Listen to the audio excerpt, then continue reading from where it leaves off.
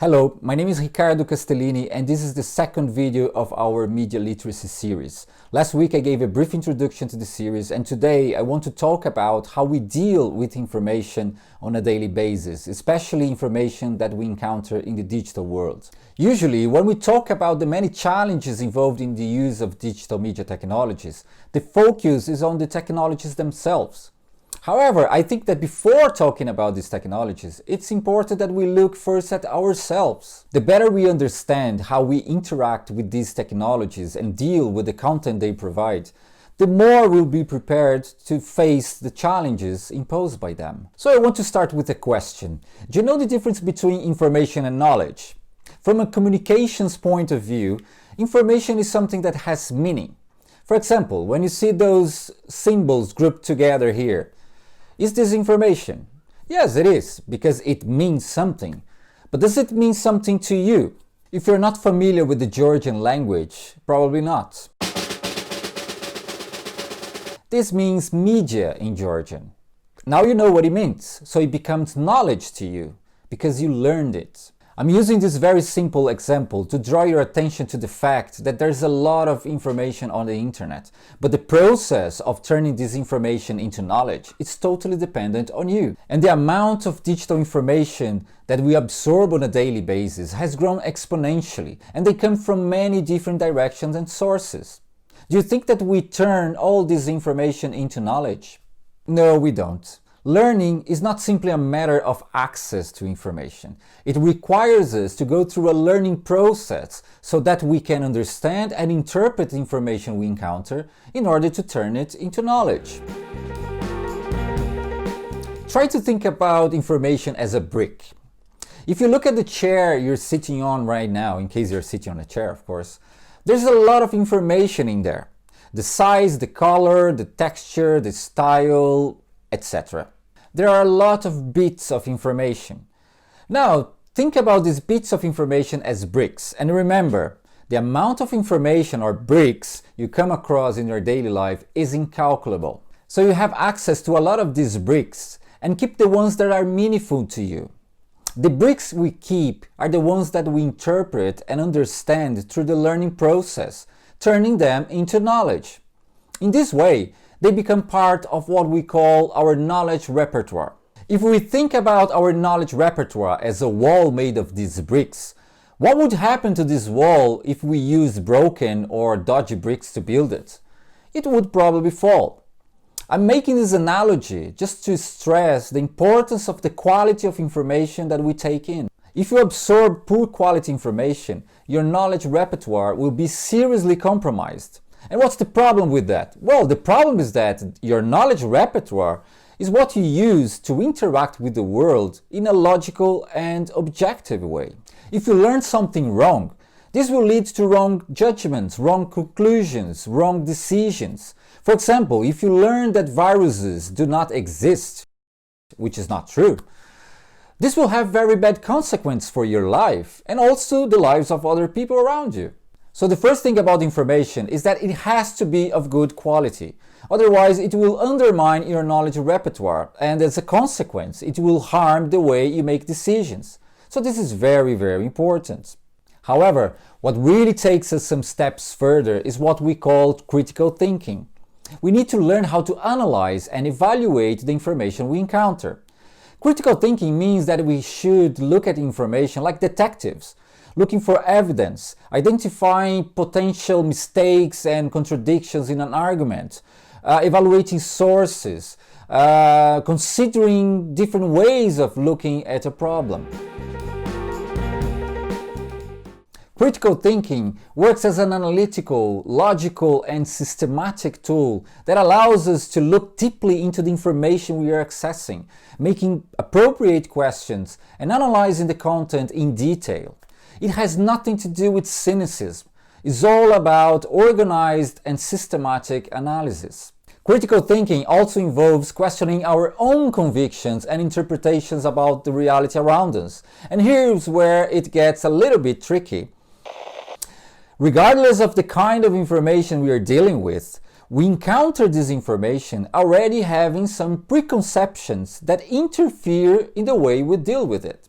We all have what I call ideological lenses through which we look and interpret the reality around us. And here I'm using the word ideology in a sociological sense, that is, as a collection of ideas, values, and assumptions that one holds.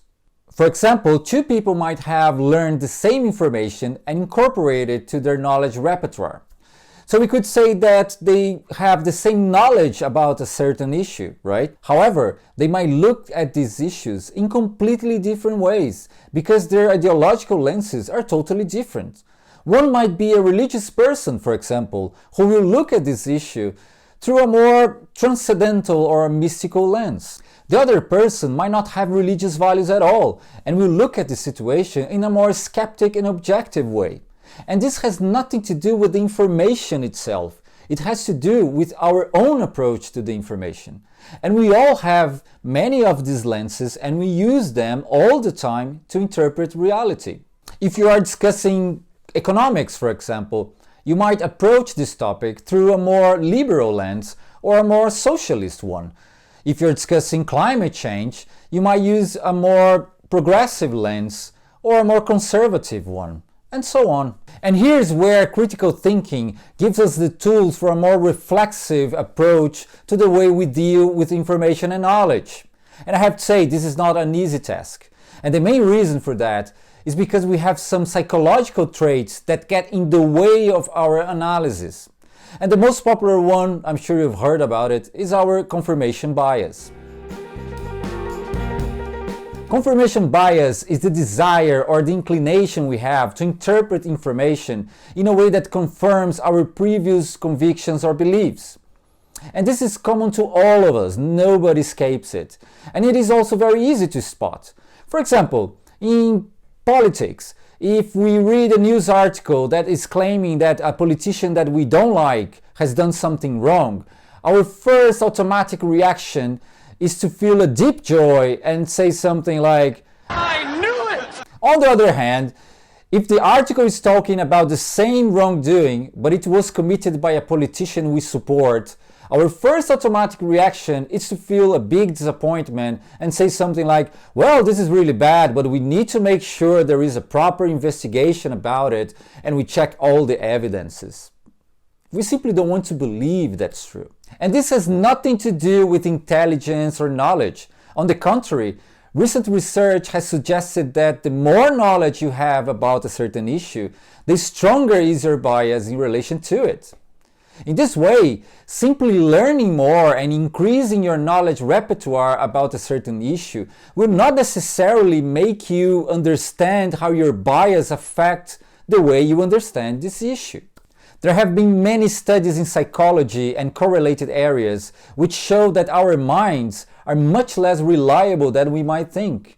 And it is very important that we understand that in order to avoid being deceived by ourselves, especially when we are dealing with information. For example, researchers have shown that opinions and convictions, once they are formed in our minds, are extremely persistent, even after evidence demonstrates that we are wrong. Apparently, we even get a blow of dopamine every time we encounter information that confirms our beliefs. So we feel very good, even if we are not on the side of truth. How can we beat that? Some studies suggest that because we are hypersocial animals, our minds evolved not to make us think straight all the time and use our reasoning in the most objective way, but actually to be constantly suspicious of other people's opinions and work hard to win arguments, no matter whether we are right or wrong. Other studies indicate that we profoundly believe we know much more than we actually do. This illusion is caused by the fact that we are collaborative animals, and our knowledge is also collaborative. We unconsciously take other people's expertise as our own, which tricks us into believing that we know a lot more than we actually do.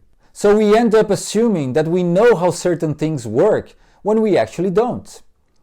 The problem is that this illusion can lead us to make important decisions without fully understanding what we are doing. So you might be thinking, our mind is kind of crazy, isn't it? Well, kind of, yeah. That's why we need to rely on critical thinking, because critical thinking is also a reflexive process. Before evaluating any information we come across, we have to make sure we question our own convictions, our own biases, our own knowledge. We have to be sensible, careful, and avoid rush judgments. Critical thinking cannot block confirmation bias or any other psychological trait that we have, but it can certainly help us question them and improve the way we interpret the world around us. When it comes to understanding how we experience the world through the information we consume on a daily basis, we first need to look at ourselves, our weaknesses, our flaws. We need to be humble and understand that we don't know everything. Actually, we know a lot less than we think we do. We need to understand that we don't think straight all the time. We have many psychological traits that, in some circumstances, prevent us from being rational and objective, and we need to be aware of that. It is no use to learn a lot about how the digital technologies work if we don't understand at least a little bit how our own minds work. It is about paying attention to the way we behave when we encounter certain news, the way we react when we learn something new. This is a practice, it is an exercise. We are not going to get rid of the psychological traits that get in the way of a more rational approach to information, but we can learn how to spot them. And by doing so, we can have a much clearer understanding about what's going on around us. That's the first stage to have a better experience with digital media in the information age. Next week, I will discuss how the internet and the new digital media technologies operate, and I hope you can use some of the information I presented today to understand how the digital world affects the way we think and behave. See you guys in the next video.